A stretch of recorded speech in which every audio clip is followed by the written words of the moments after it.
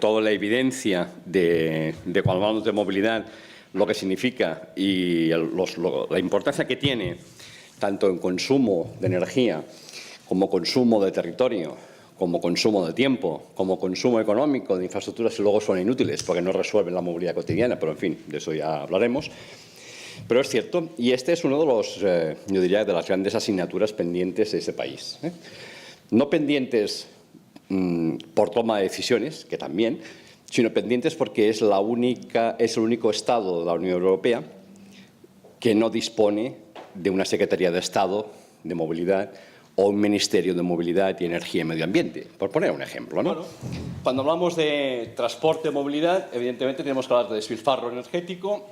Ya acabo de explicar la ratio, la necesidad de energía para mover tan poca gente con esos vehículos que pesan no tonelada. Hablamos de congestión, que eso quiere decir que penaliza la economía del país, penaliza la economía particular y penaliza la economía del país y penaliza, por tanto, en términos de pérdida de actividad económica, de siniestralidad, accidentes de tráfico, no solamente los accidentes de tráfico en general, sino en particular los accidentes en itinere que representan el 50% de los muertos por accidente laboral en España, solamente en España. Eso pasa también en Alemania, también pasa en Bélgica, no pasa en Dinamarca.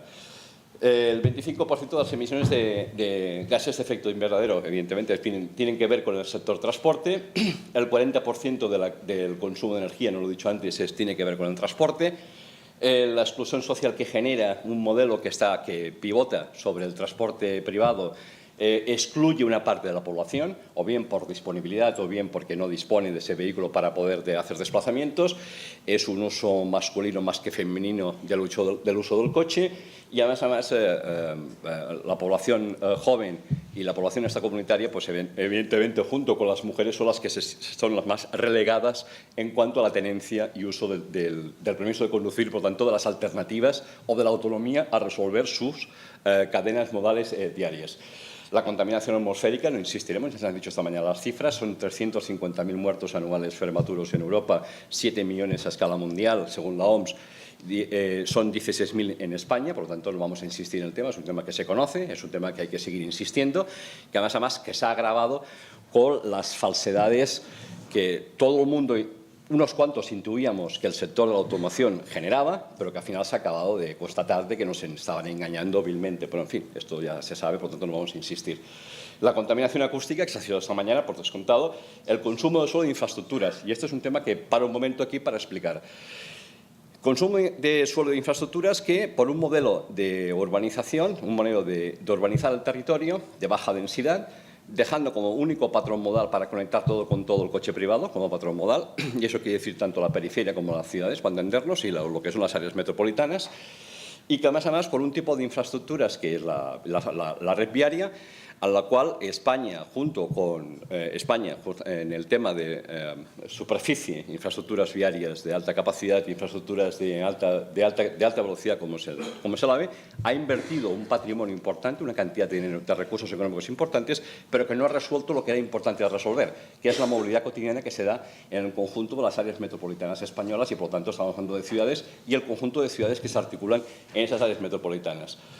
Fragmentación de ecosistemas naturales, evidentemente, cualquier vía de alta capacidad, de carretera, túneles, en fin, trincheras, pues lo que hace es destrozar el territorio y la transformación permanente del territorio, impacto visual, degradación paisajista. Aquí podríamos seguir en muchas más cosas, como el tema del sedentarismo, por ejemplo, de la población española. El 40% de la población española es obesa y esa obesidad tiene que ver en parte por la alimentación, pero en parte por los usos, por la poca actividad física que podría asociada, por ejemplo, si se hubiese más desplazamientos a pie o más desplazamientos en bicicleta. Yo cuando estaba en Copenhague, y escuchaba esta mañana a Miquel, la primera sensación que tuve cuando estoy en Copenhague, que he estado 2 veces, es que son sílfides, la población. Es decir, no hay obesidad. Esto se explica poco, pero pienso que vale la pena que se diga. Y eso tiene que ver por el uso continuo de la bicicleta en los desplazamientos y, por lo tanto, la quema de calorías en esos desplazamientos, que son los desplazamientos cotidianos. Solamente hago ese apunte para que es otro elemento más que tiene que ver con, nuestro modelo sostenible de país. Me paro aquí en el tema de energía Vemos exactamente la diferencia entre España y la Unión Europea. ¿Cuál es la dependencia? Donde pesa el sector transporte y, por tanto, el consumo del petróleo, que es un recurso que hay que pagar, que cuesta un dinero importante, alrededor de unos 30.000 millones de euros el 2014, si no recuerdo mal, que es lo que yo puse en este artículo que se publicó el otro día en el informe de sostenibilidad de la Fundación Alternativas, y que nos hace muy diferentes respecto al resto de países europeos. Si seguimos con esta lógica, bueno, esta es la distribución del consumo de energía por modos en España, y vemos que exactamente lo que son altamente eficientes, como es el ferrocarril o el marítimo, no el caso del aéreo, que es diferente, vemos que el conjunto tiene que ver básicamente es petróleo, y vemos como el queroseno, la gasolina, pero es decir, todo el grueso es, el 97% son productos petrolíferos, del cual no tenemos, debemos de importar. Y eso es algo así como esa magnitud que comentaba de 30 a 35.000 millones de euros, que es el importe, digamos, el equivalente a que cada año, aparte de recuperar Bankia o Caixa de Cataluña, pues hay que añadir, evidentemente, la importación de petróleo, porque de ese dinero es renta soberana que se va fuera del país y que no se queda aquí para hacer otras políticas que son necesarias y urgentes. El ranking de dependencia energética, donde España estamos en el número 7 del ranking de dependencia energética respecto a otros países europeos. Sí, vamos rápidamente. Esto es la movilidad que tenemos en España, que es altamente dependiente del vehículo privado. Los viajeros kilómetros, tanto en turismos como en mercancías, es lo que es. No da para más, o sea, alta dependencia de la carretera. No voy a insistir, solo dejaré. Muy directamente, quisiera pasar directamente a esta imagen. Después de ver, podemos seguir insistiendo sobre los impactos que tiene, pero pienso que esta es la idea. Esta es la idea. Es la idea que nos habla de energía, nos habla de recursos y nos habla de eficiencia y de democratizar el espacio público, con un criterio diferente, donde la mayoría de la población, que no es el conductor, tiene que ser el elemento primordial, es decir, la reducción de estos dos modos, que además son fósiles. Si fuesen eléctricos, mucho mejor, por ejemplo. Sí. Este es, a mi entender, el cambio de paradigma que debe de producirse en las ciudades, en nuestras ciudades, que en algunas ciudades europeas ya se está dando, pero que hay que internalizar. Hay que, tanto a nivel político, como a nivel de técnico, como a nivel de quien tiene que tomar las decisiones en los municipios para poder avanzar en un uso diferente, alternativo, democrático del espacio público.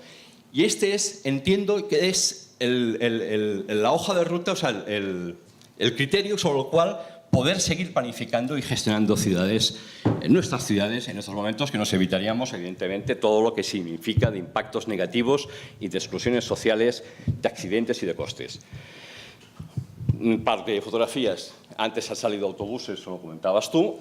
Esto es un tranvía, es una reivindicación de la Unión de otros tranvías en Barcelona.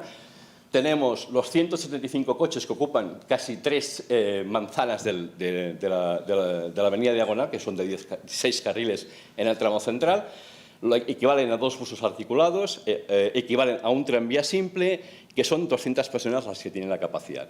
Esto es la gestión alternativa del espacio público. Esto es eficiente, esto no contamina o contamina menos, es decir, comparado con los 175 coches, con esos 1.000 kilos que pesa cada coche. Esto es lo que en el ADN del gestor municipal, en el ADN del político municipal, en los ayuntamientos, en las diputaciones, en las comunidades autónomas, es lo que entiendo que deberían de entender. A cada escala, no hace falta que se coloquen tranvías seguramente en todos los sitios, allá donde sean necesarios. No como un criterio dogmático, pero sí a las escalas que es necesario de poder instalar.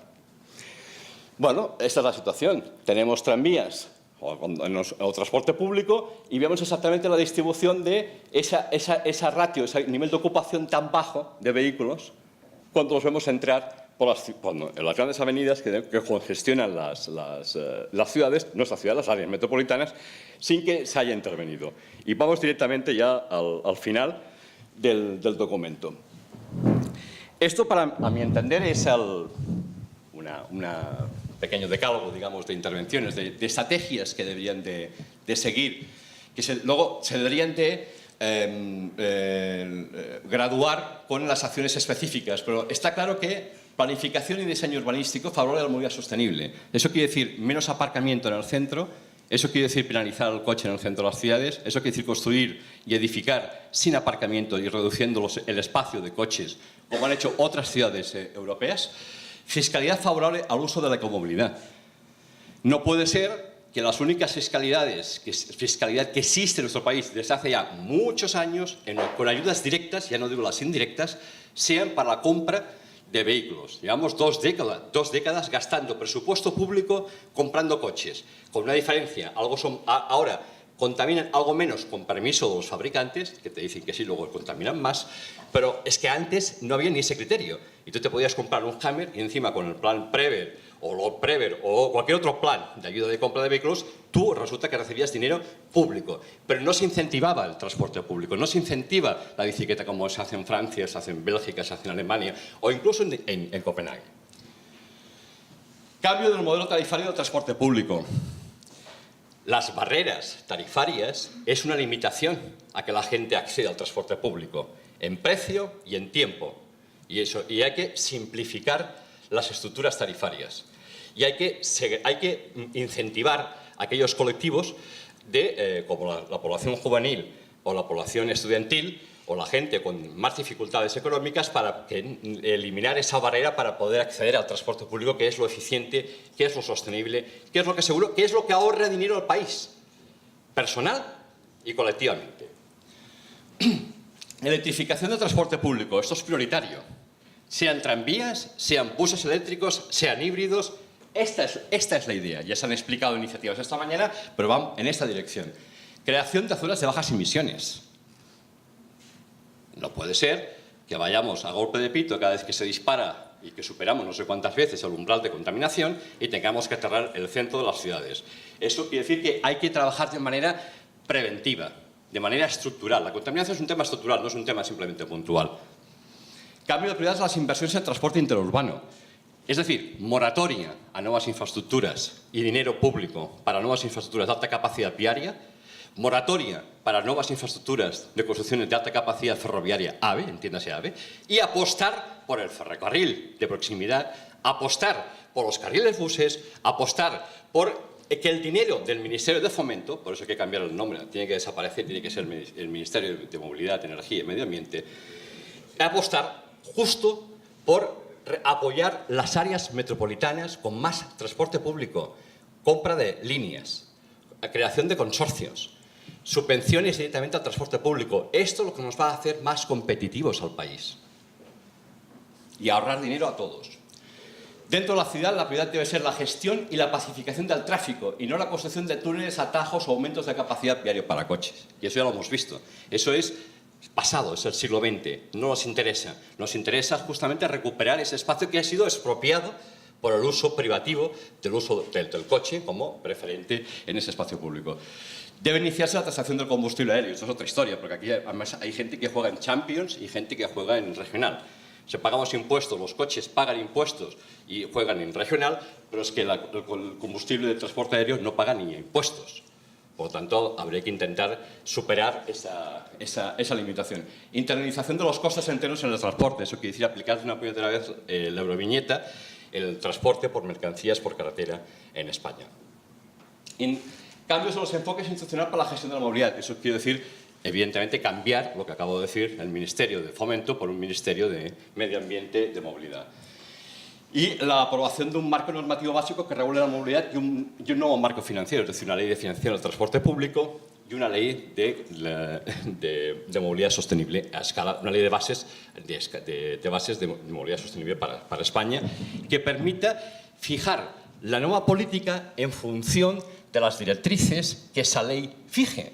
Porque si no, la política de movilidad se convierte en mi trozo de autovía, mi trozo de AVE, mi trozo de carril, mi trozo de no sé qué, mi trozo... Y así no se puede hacer política a nivel general. Somos responsables de 1/3 del consumo de la energía y de casi el 50% del consumo eléctrico se produce en edificios. De hecho, si pasamos casi el 70% de nuestra vida en edificios, es fácil entender que el consumo se produce dentro de ellos.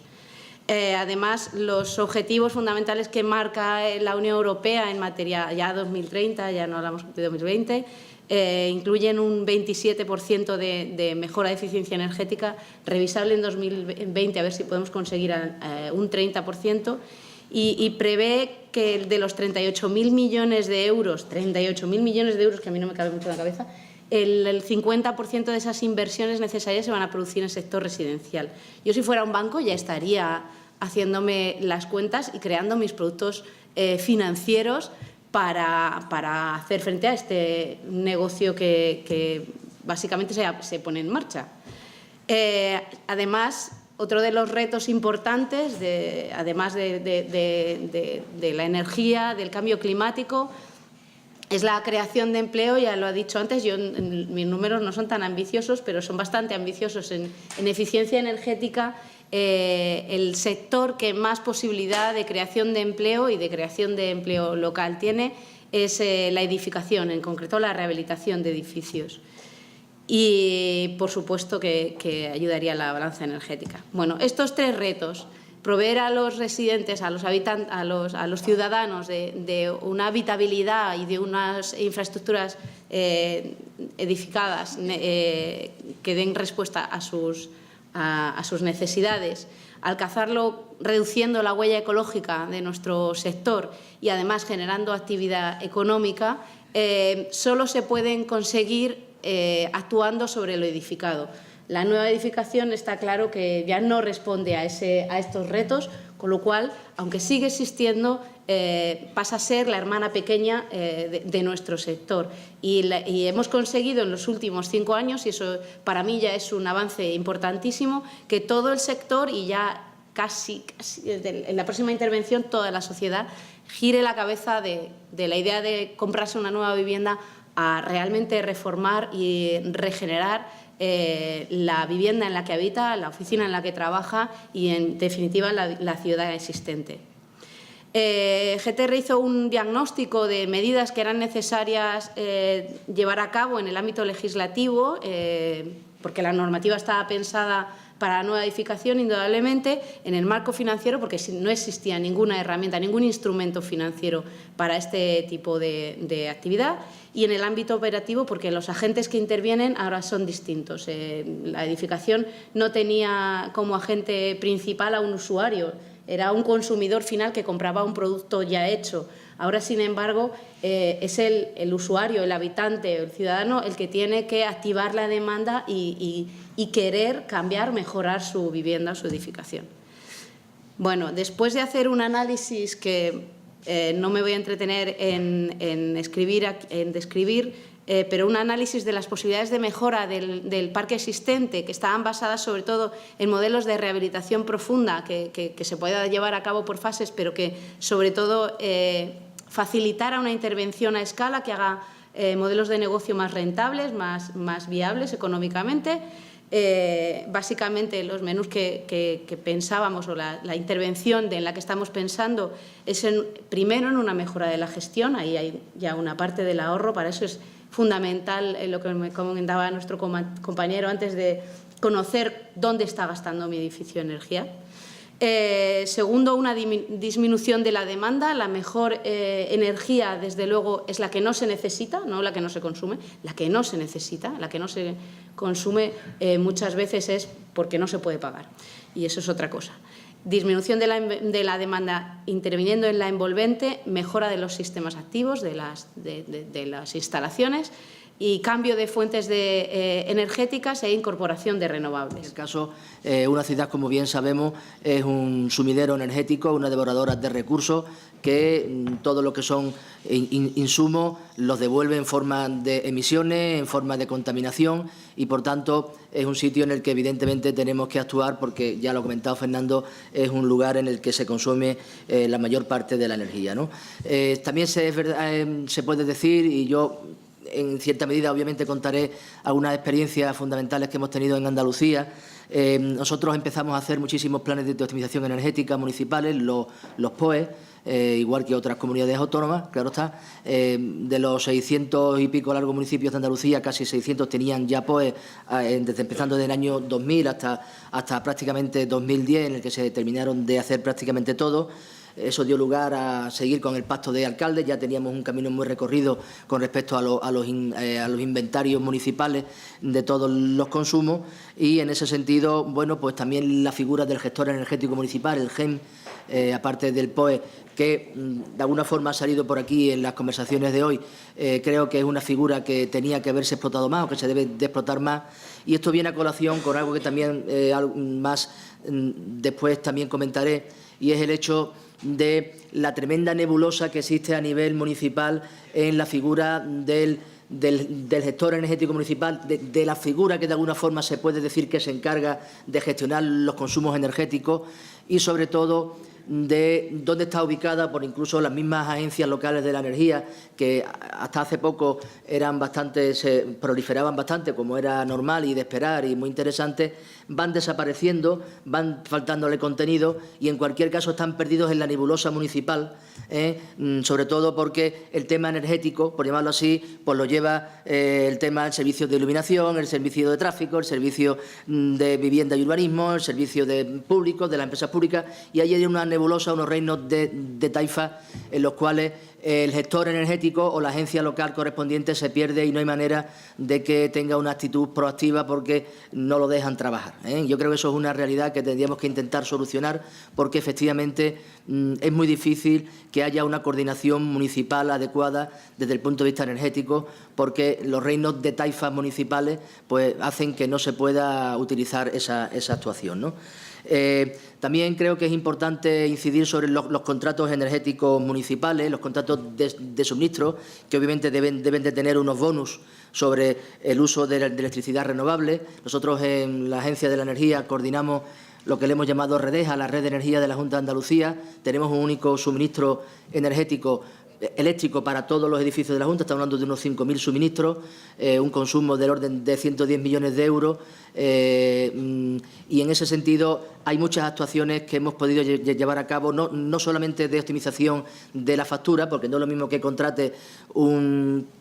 que contratemos 800 gigavatios hora, que contrate el colegio, el instituto, perdón, porque el colegio no sería de la Junta, sino que sería del municipio, el instituto perdido de un pueblo, no es lo mismo que contrate con Endesa, en este caso, que contrate la Junta de Andalucía. Yo creo que son muy importantes y que además dan motivo para muchas medidas de ahorro de energía.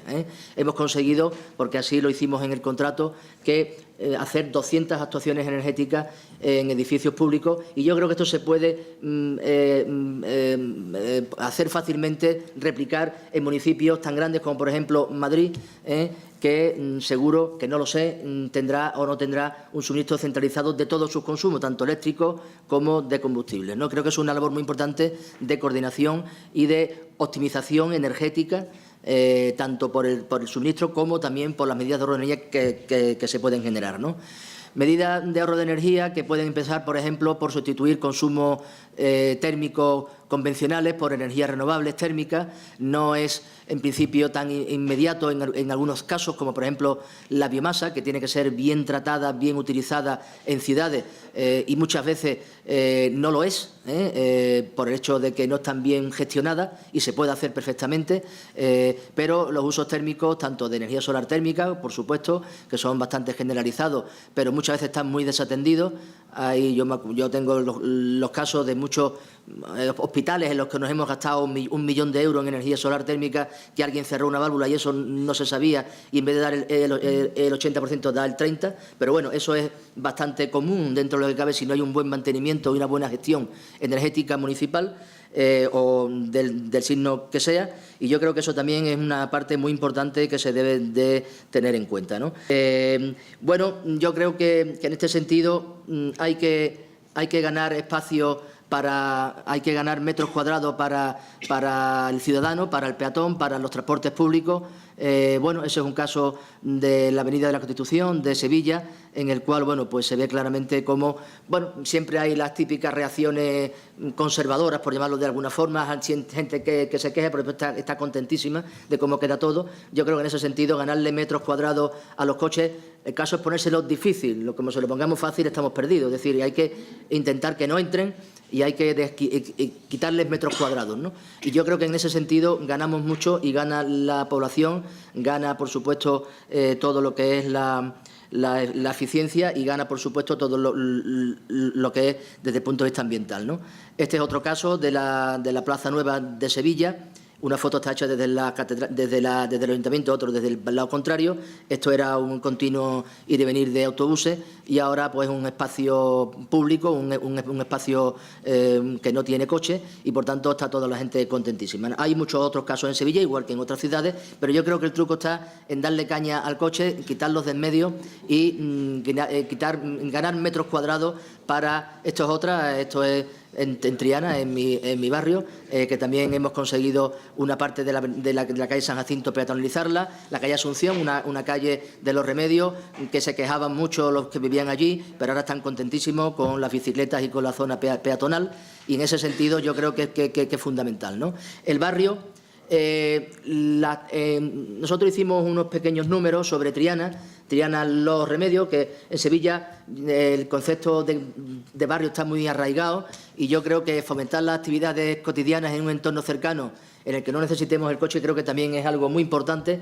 Triana tiene unas longitudes de 2,2 kilómetros de largo por 1,3 de ancho más o menos, y en ese sentido son distancias perfectamente andables a pie o en bicicleta y, por tanto, todo lo que se compre en el barrio, todo lo que se haga sin coger el coche y, de alguna forma, compra en tu barrio, yo creo que es fundamental. Haz las cosas en tu barrio, ¿no?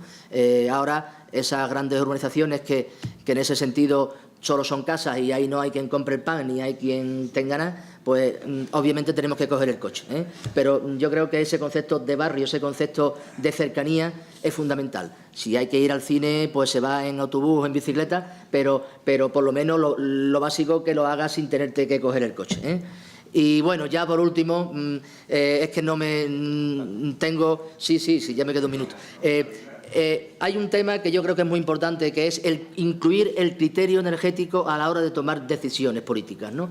Es decir, igual que se mira un impacto de precio, un impacto de género, un impacto económico, un impacto de cualquier tipo, yo creo que debemos hacer el ejercicio de analizar qué consume o qué deja de consumir una actividad que hagamos, una carretera, una vivienda o algo, cualquier cosa que hagamos debe de tenerse en cuenta. A lo mejor el criterio energético es que se consume más, pero bueno, hay otros factores que de alguna forma importan más que ese, ¿no? Pero que sepamos por lo menos cuántos TEP o cuántos kilovatios hora de más consume una actuación, ¿no? Y ya por eso... Decía un científico social que la creación artística es difícil, la creación científica es difícil, pero la cooperación para buenos fines es dificilísima. Eso es lo que hace la Fundación Renovable, ¿no? Solo que socialmente no se valora tanto esto que es dificilísimo, ¿no? Y especialmente también un poco por esta iniciativa, ¿no? Porque se decía antes, ¿no? Creo que lo decía Fernando, ¿no? Donde está el problema está la solución. Tiene que estar la solución. Y en las ciudades está el problema, tiene que estar la solución. Y las ciudades a lo mejor nos pueden contribuir a desatascar este atascamiento que tenemos en los estados, ¿no? Y en parte ha ocurrido, ¿no? Cuando George Bush decía no al cambio climático, ciudades norteamericanas se ponían a pelear contra el cambio climático, ¿no? Entonces, y eso también quiere decir que las ciudades tienen que salir de su ensimismamiento, ¿no?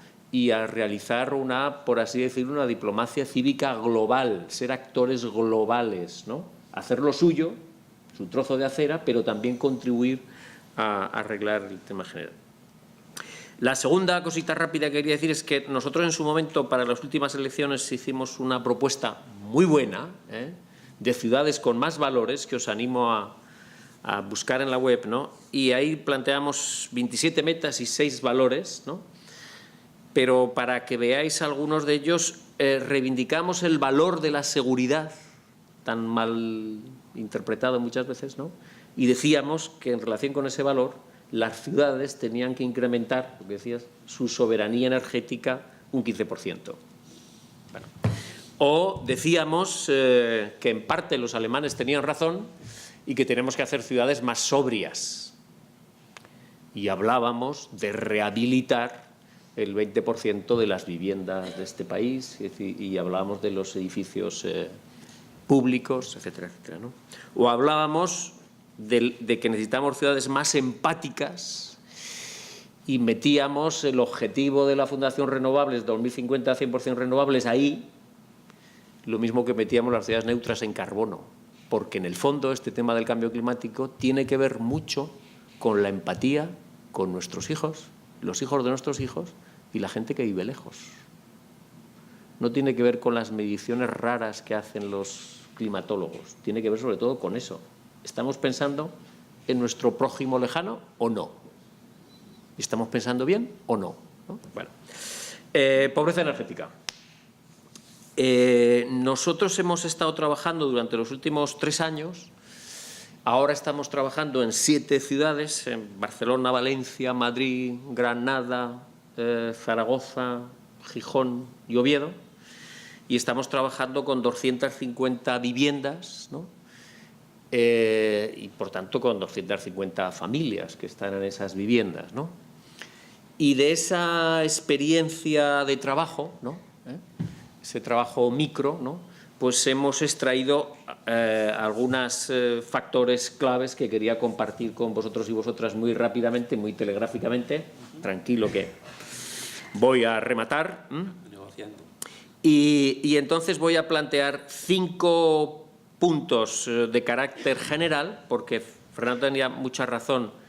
Esto es un tema que excede a las ciudades y debería ser abordado por actores supramunicipales, como pasa en otros casos, si no se aborda en un ámbito, llega de malas maneras en otro. Entonces, de carácter 5 planteamientos de carácter general, 7 de carácter ya más municipal, cívico, ¿no? Y un epílogo final, ¿no? Porque este es un tema, yo soy hijo de agricultores, de familia campesina, y el otro día estaba tentando mis cerezas, todavía no estaban, pero estamos ya en un tiempo de cerezas, ¿no? Y en otras zonas un poquito más calientes de donde yo vivo, pues sí hay cerezas ya, ¿no? Y las cerezas, una particularidad que tienen es que cuando vas a coger un puñado en un cesto, se enreligan unas con otras y entonces exactamente no sacas las cerezas que quieres, sino felizmente sacas más, ¿no? Y yo creo que este justamente es una buena metáfora, porque en el tema de la pobreza energética se entrelazan muchos problemas a la vez, ¿no? No están aislados, y se entrelaza lo ambiental, se entrelaza muy claramente lo económico, se entrelaza lo social, ¿no? Y eso también nos debería enseñar, ¿no?, que los constructores del cambio, los soñadores de un mundo mejor, más justo, más fraterno, estamos aquí, ¿no? No solo aquí, pero aquí, los que estamos en esa construcción de sueños, ¿no? Muchas veces hemos estado encapsulados, ¿no? Y decíamos, aquí están los que llevan lo social, ¿no? Aquí están los que están trabajando por los kilovatios verdes, ¿no? Aquí están los que están trabajando por el empleo. Y encapsuladitos no hablábamos entre nosotros. Y hay problemas que encapsuladitos no se resuelven. Se resuelven coordinándose, se resuelven hablando, ¿no? Entonces, la pobreza energética tiene varias causas. Un aumento que antes señalabas, ¿no?, de que qué raro que en este país cuando baja la demanda sube el precio, ¿no? Entonces, efectivamente han subido los precios, ¿no? Pero también ha aumentado la pobreza, eso ha pasado, pero también ha habido en este país, y se señalaba en las distintas intervenciones, Dolores y otras intervenciones, que hay una arquitectura muy poco eficiente y, por tanto, la gente vive en casas que estúpidamente gastan más energía de la debida. Y todos esos factores configuran el problema de la pobreza energética, ¿no? Segundo, tendríamos que definir mejor el concepto de pobreza energética. porque si no se define bien, no se puede atacar bien, ¿no? Y, de hecho, la Directiva Europea del Mercado Interior de Electricidad del 2012 ya obligaba a que los Estados miembros definieran esto bien. Y España lo resuelve diciendo, transitoriamente vamos a pensar que el consumidor vulnerable es el que tiene el bono social. Esa es la definición que hace, ¿no? No es la mejor, ¿no? No es la mejor caracterización. Seguramente en la caracterización a lo mejor tendríamos que hablar de temperatura saludable, de grados, ¿no? Tercero, ya que estamos más o menos hablando de tiempo constituyente y de que si sería bueno o no reformar nuestra Constitución y en estas líneas y en otras, a lo mejor, puestos a pensar, podríamos pensar que no se puede de verdad realizar el artículo 47 de la vivienda digna y segura, ¿no? Ni tampoco el de la protección de la salud, el 43, si hay pobreza energética. A lo mejor podríamos meterle algún parrafito sobre el tema, vinculado al tema de la vivienda y al tema de la salud, ¿no? 4. El bono social no funciona. Solo el 3% de los potencialmente beneficiarios lo utiliza. Luego, una cosa que es el 3% pues no funciona, ¿no? Y está tan mal diseñado que una persona que crea mucho en la bondad del azar y que tenga muchos hijos y que sea una familia muy rica, pues tendrá el bono social y no lo tendrá una pareja que trabaje solo uno de los dos y el que tiene solo 2 hijos y que ingresa 500 euros. Pues si hemos hecho un bono social así, que estamos mal hecho, ¿no? Entonces hay que reescribir y repensar y debe ser redefinido ese bono social, ¿no? Y hay que establecer, que también lo pide la directiva, ¿no?, planes nacionales contra la pobreza energética, ¿no?, que incluyan medidas de eficiencia energética, que incluyan la imposibilidad de cortar el suministro en momentos determinados, etcétera, etcétera, etcétera. 5. Planteamientos generales exceden a las ciudades, pero tienen que ser acometidos, ¿no? Pasemos a las ciudades. 1. Los servicios sociales municipales están asumiendo un costo, el pago de facturas desorbitadas que están pagando a las compañías eléctricas, y nosotros en nuestro trabajo hemos visto que al menos hay un despilfarro en esos pagos de un 30%. Esas facturas podrían ser menores en un 30%. Y además eso tiene un efecto llamada, porque si yo soy pobre, tú también, te lo pagan, yo me entero, pues yo también quiero que me lo paguen, tú estás despilfarrando energía, yo también puedo despilfarrar energía, malo para la economía del ayuntamiento, malo para el medio ambiente, malo para el clima, pero engordamos, malo para las finanzas municipales, que están muchas veces quebradas, ¿no? Por tanto, esto está pasando. 2.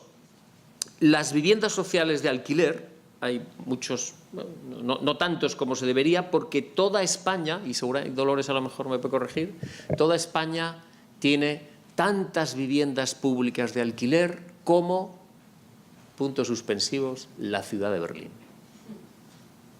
Ergo, no hay toda la vivienda pública de alquiler, debería haber, pero además la vivienda pública de alquiler que hay muchas veces está mal construida, mal aislada, es poco eficiente y condena a los pobres que la habitan a hacer un consumo excesivo de energía y a emplear unos recursos económicos que no tienen a pagar esos recibos, ¿no?